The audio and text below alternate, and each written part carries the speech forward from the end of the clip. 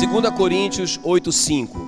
Não somente fizeram como nós esperávamos, mas a si mesmos se deram primeiramente ao Senhor e depois a nós pela vontade de Deus. Diga então comigo assim: a si mesmos se deram primeiramente ao Senhor e depois a nós pela vontade de Deus. Amém, queridos? Então, irmãos, deixa eu te falar uma coisa aqui muito séria. É muito interessante como que a igreja primitiva, esse relacionamento que a igreja primitiva tinha com esse princípio da igreja, né? A doutrina da igreja, como que eles se relacionavam com a igreja. Então, quando eles se convertiam, eles se entregavam primeiramente a quem? Ao Senhor. E depois? Eles se entregavam? O apóstolo Paulo está falando, quando ele fala a nós, ele está falando a igreja, né? A comunhão do corpo de Cristo. Então não era só uma entrega para Jesus, uma entrega total para Jesus, tinha uma entrega também daquelas pessoas à igreja. Muito interessante isso. Quando a gente, para mim é a melhor base, né, para a gente copiar uma igreja de sucesso, é a igreja primitiva, a igreja dos apóstolos. Então, essa igreja vivia assim, quando alguém chegava, ele tinha esse coração de se entregar primeiramente a Cristo, e depois pela vontade de Deus, era a vontade de Deus, eles se entregavam à igreja, não é? Então, irmãos, isso aqui é uma lei. Se a pessoa se entregou completamente a Cristo, a próxima coisa que vai acontecer na vida dela, ela vai querer se entregar à igreja. Por quê? Porque é a vontade de Deus. Amém, queridos? Então, primeiramente eles se entregaram ao Senhor e depois, pela vontade de Deus, à igreja. Não é? Agora, por quê? Não é? Então, é isso que eu quero falar com você hoje. Por que a igreja é tão valiosa, gente? Tem que vacinar vocês, tem que vacinar a igreja, não é?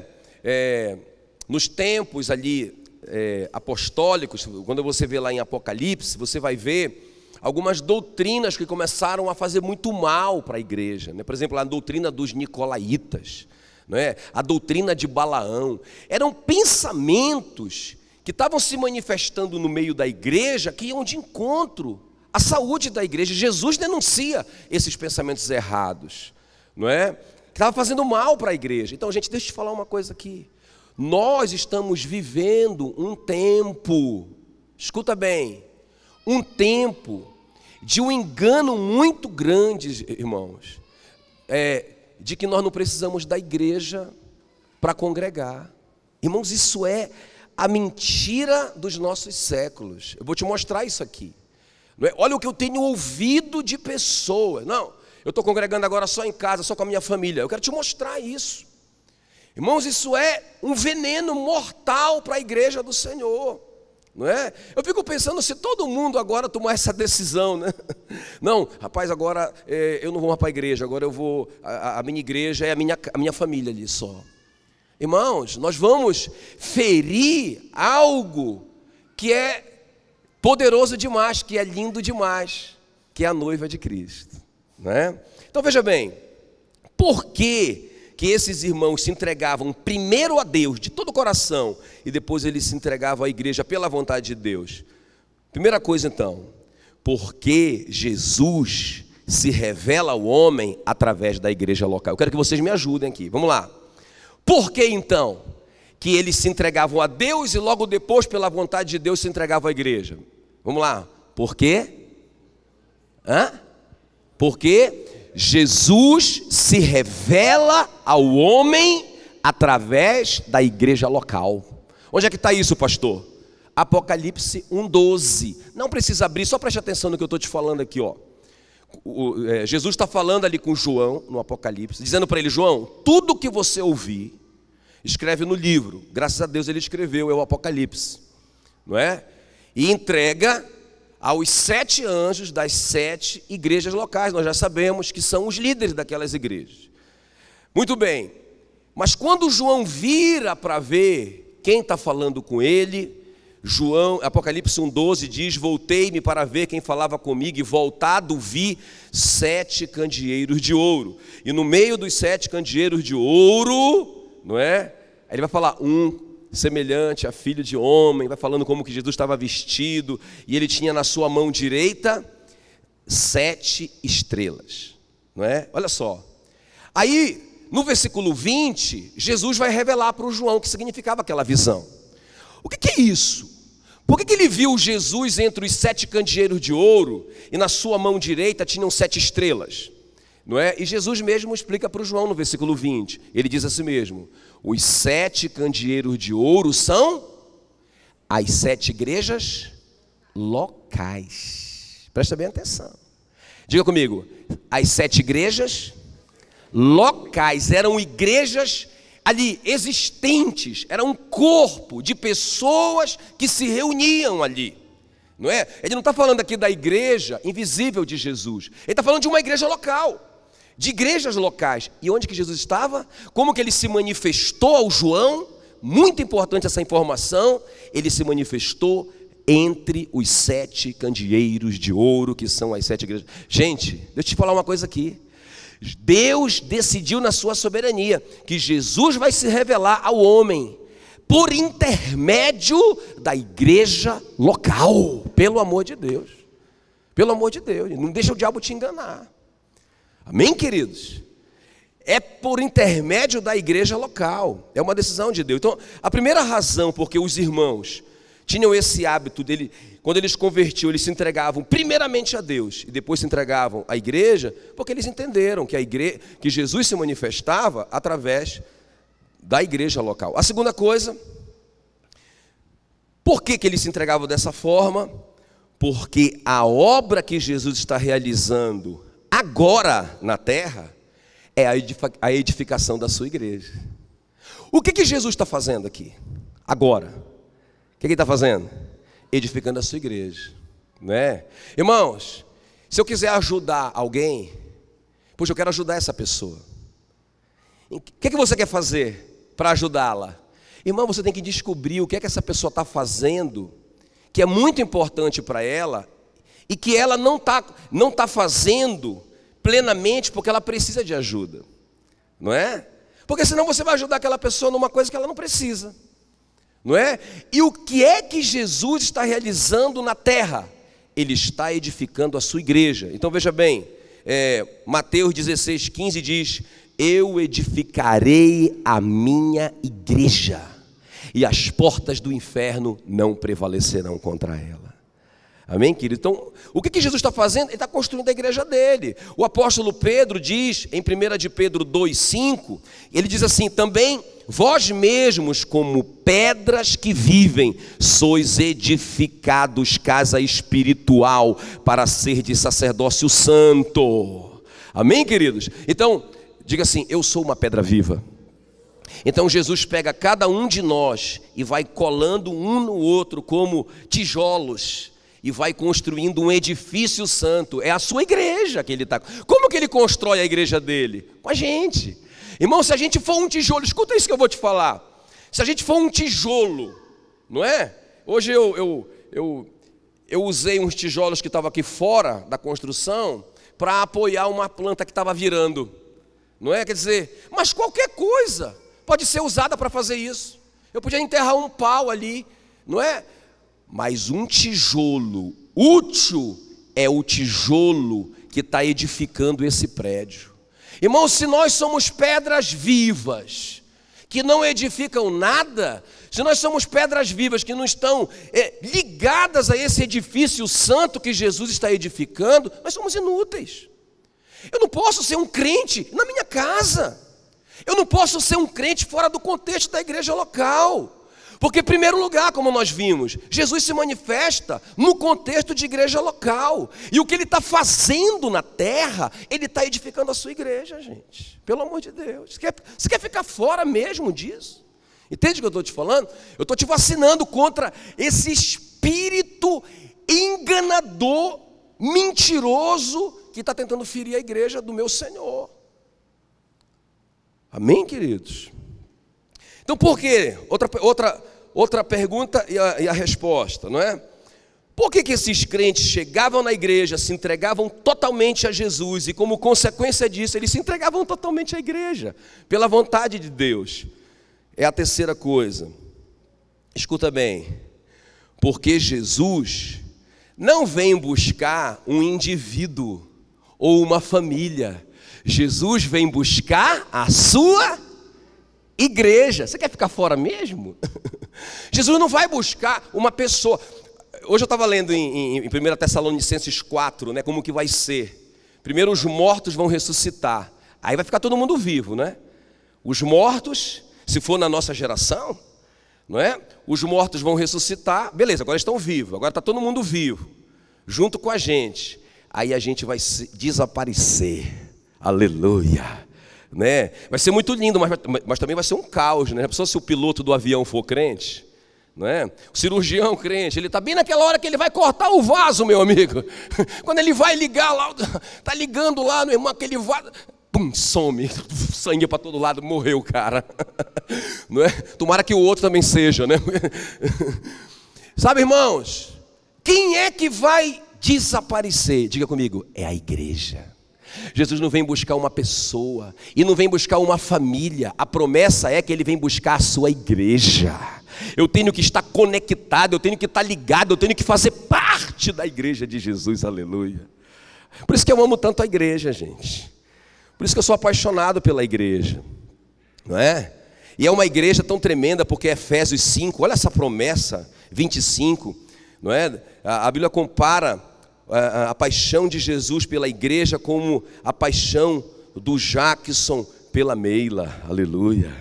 Ele diz assim, olha, maridos, amem a vossa mulher, como também Cristo amou a igreja e a si mesmo se entregou por ela, para que a santificasse, tendo-a purificado por meio da lavagem de água pela palavra, para apresentar a si mesmo igreja gloriosa, sem mácula, nem ruga, nem coisa semelhante, porém santa e sem defeito.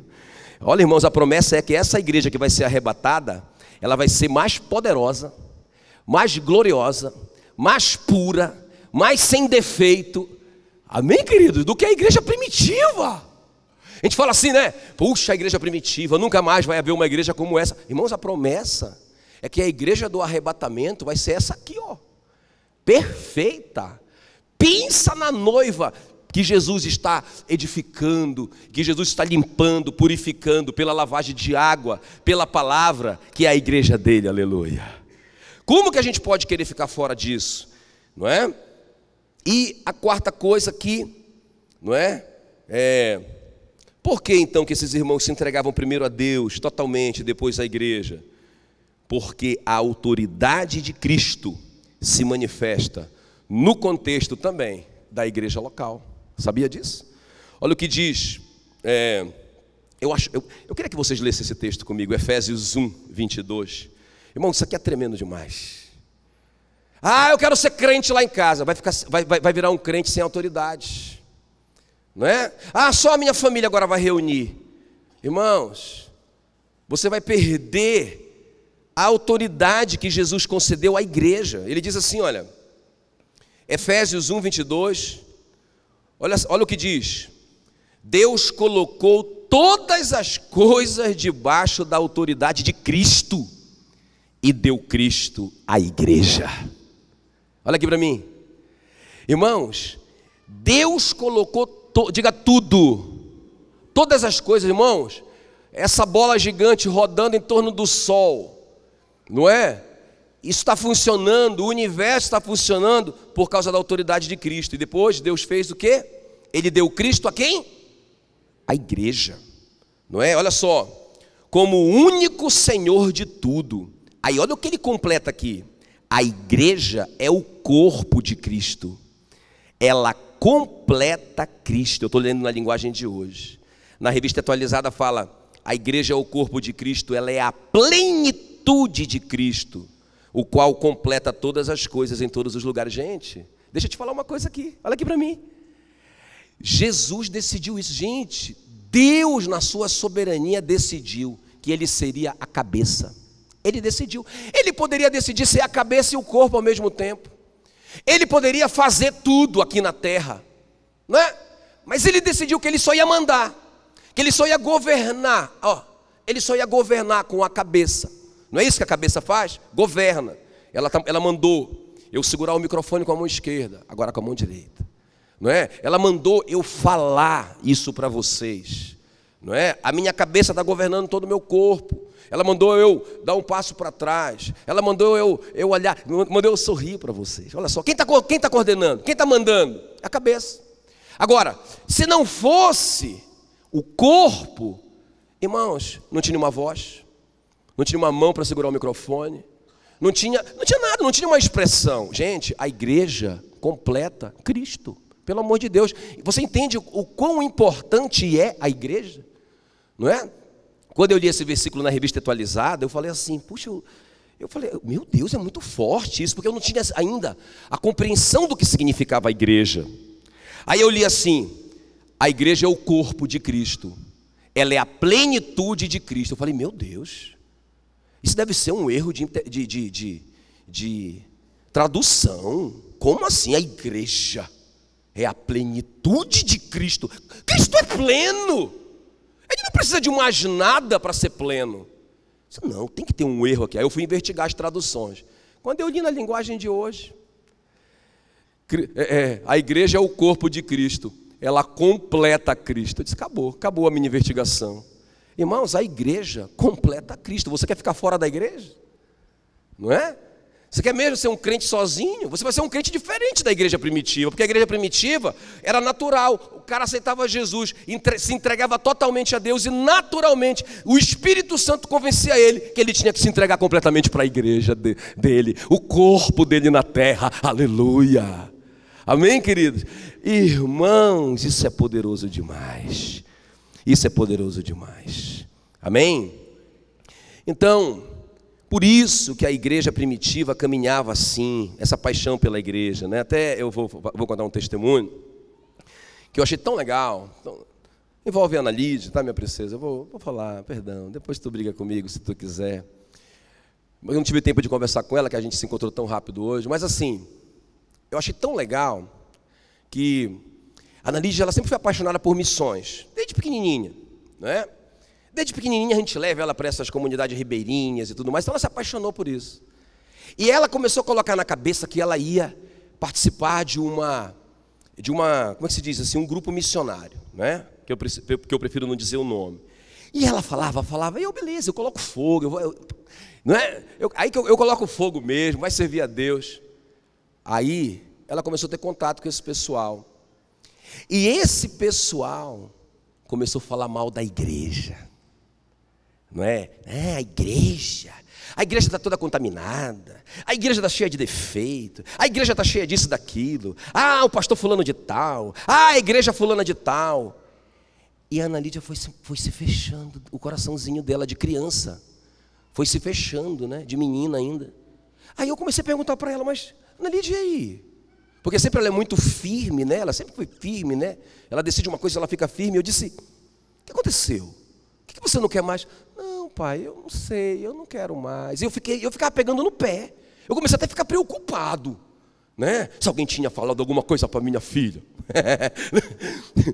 Eu comecei a ficar preocupado, mas filha, o que aconteceu? Até que ela abriu. Não, pai, eles falam mal da igreja. Acabou para ela, por causa do entendimento que ela tem sobre a igreja. Amém, querida? A noiva é o corpo do Cristo. Como que eu vou falar mal, gente, do corpo de Cristo? Como que eu vou atacar e ferir o corpo do meu Senhor? Não é? Os membros do meu Senhor, que são cada um de nós, que é a igreja reunida, a igreja local, através da qual ele se manifesta. Amém? E para terminar, gente, aqui. Então, por isso que eles tinham esse santo hábito, né? Que na verdade era uma revelação que Deus dava a partir do momento que eles se entregavam totalmente a Cristo. Agora preste bem atenção. Preste bem atenção. Deixa eu fechar com isso aqui. Quais são as recompensas de nós fazermos parte desse corpo? Não é? Porque você vê quando o apóstolo Paulo converteu, é um grande modelo para nós, né? Quando o apóstolo Paulo converteu, a Bíblia diz que Jesus falou com ele. Olha só o que Jesus falou com ele, não é? Lá em Atos 9. O apóstolo Paulo teve aquele encontro com Jesus. Eu sou Jesus a quem tu persegues, não é? Beleza. Aí ele disse: quem és tu, Senhor? Ele já chamou Jesus de dono da vida dele, Quírios, né? Ou seja, ele entregou a vida a Jesus. Como ele está dizendo aqui em 2 Coríntios: primeiramente eles se entregaram a Deus e depois a nós. Aí o que aconteceu? Ele aprendeu aqui, o apóstolo Paulo. Porque o que aconteceu? O próprio Cristo falou assim: olha, Paulo, agora alguém vai te dizer o que você deve fazer. E Jesus enviou quem lá? O Ananias. Por que Jesus não revelou tudo? Se ele já começou a revelar mesmo, por que ele já não disse tudo que o apóstolo Paulo deveria fazer? Entrar na cidade, procurar não sei quem e tal. Ele disse: porque, irmãos, porque é assim que Deus lida com a gente. Primeiro a gente se encontra com Ele, depois Ele encaixa a gente no seu grande projeto, que é a igreja, como uma pedra que vive. E Ele encaixou o apóstolo Paulo no propósito da vida dele, ok? Quais são as vantagens para a gente terminar? Quais são os benefícios disso? As recompensas de nós estarmos ligados ao corpo de Cristo? Deixa eu te falar, gente, tem tantas. Eu só separei 3. A gente poderia passar a noite falando sobre isso, mas deixa eu te falar uma coisa. Olha, quando o membro está ligado no corpo, quais são as vantagens? Gente, esse meu dedinho aqui, ó, ele só está vivo, não é? Porque o sangue está passando dentro dele. Ele só tem, né, um movimento, né, doutor Fernando? Porque o sistema nervoso alcança ele ali, não é? Ele está vinculado. Imagina se esse dedo se revolta: eu não quero mais ficar nessa mão muito preta, eu quero uma mão mais branquinha. E se revolta com essa mão porque ela é defeituosa, porque ela não é perfeita, não é o jeito que esse dedo gostaria de viver, na dependência. Eu não quero ser ligado nessa mão, eu já quero ser ligado direto na cabeça. Puxa vida, isso é muita humilhação para mim. Eu tenho que ficar ligado nessa mão que eu não gosto. Eu queria ser um dedo ligado na cabeça. Seria um monstro. Gente, e se esse dedo sai daqui, ele primeiro adoece, não é? Depois ele morre. Gente, quando a Bíblia diz que nós somos membros do corpo de Cristo, isso é muito sério, é verdade, não é? Então, qual que é a primeira vantagem? É a vida, é a saúde espiritual, amém, queridos?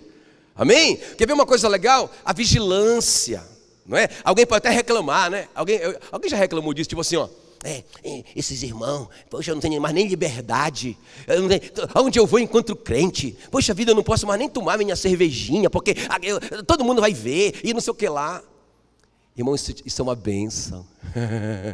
O que você chama de prisão, na verdade, está te protegendo. Quem está me entendendo? Aí os irmãos vão ficar falando.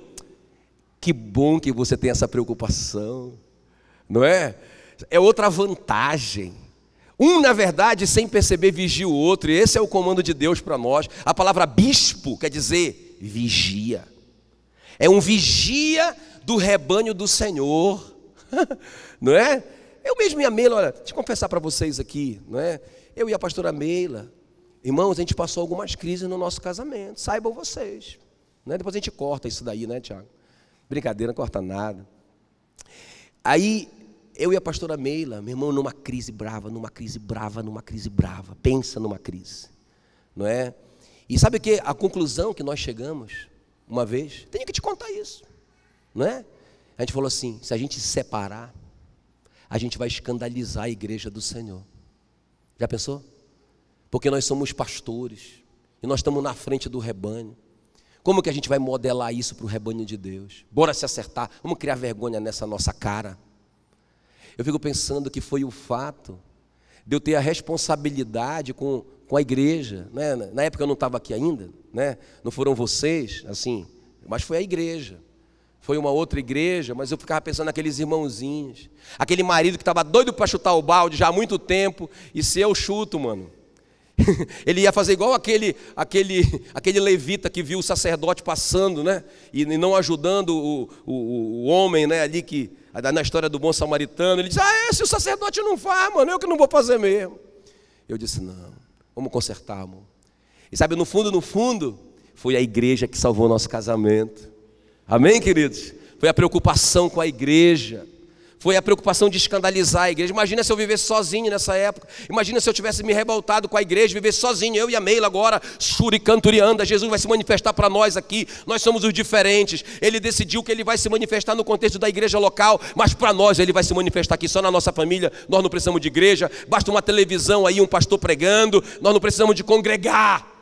Eu teria me separado. Graças a Deus pela igreja do meu Senhor. Foi com medo de ferir a noiva, de sujar o vestido da noiva, que eu tomei uma decisão radical naquele dia. Gente, pelo amor de Deus, é só bênção a igreja.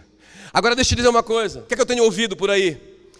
Porque tem muita coisa errada na igreja, tem muita corrupção, tem muito não sei o quê. Puxa vida, eu quero dizer para essas pessoas: então você é tão honesto, tão bonzinho, por favor, venha nos ajudar, venha nos ensinar a ser honesto, mas não vai embora, não é? Não precisa querer matar a igreja. Gente, imagina se o Jaques descobre que tem gente circulando dinheiro falso aqui em Palmas. Imagina se o Jaques vai dizer assim: então amanhã eu nem vou abrir a padaria, porque todo o dinheiro é falso. Não, gente, tem muito crente falso, mas eu te digo, tem muito crente sincero. Eu vou te dizer, é a maioria da igreja. Muito crente apaixonado por Jesus, muito crente que tem o temor de Deus no coração dele, muito crente que o coração dele ainda bate forte quando ele está perto do pecado. Isso que vale, gente. A gente não pode julgar a noiva de Cristo pela ação de um crente, ou de 10 crentes, ou de 1000 crentes. Ainda é a noiva de Cristo, ainda é o corpo de Cristo, gente. Amém, queridos? Então eu tenho que te vacinar hoje à noite, para que você não caia nesse laço do diabo, para que você não fique ouvindo essa conversa fiada. Imagina, irmão, imagina se alguém, pensa eu, pastor Jacques, apaixonado pela minha noiva. Aí vem um cara comigo e fala assim: pastora Meila, não sei o que lá, e começa a falar mal da minha noiva. Eu vou dizer para ele: está amarrado, capeta, isso é tudo mentira. Minha noiva é só o filé. Não vou deixar falar da minha noiva. Como é que eu vou deixar falar da noiva do Cristo, do meu Senhor que me salvou?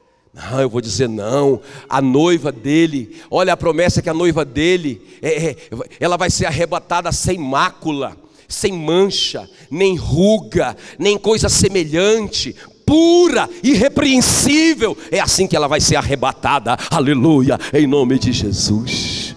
Amém, queridos? Amém?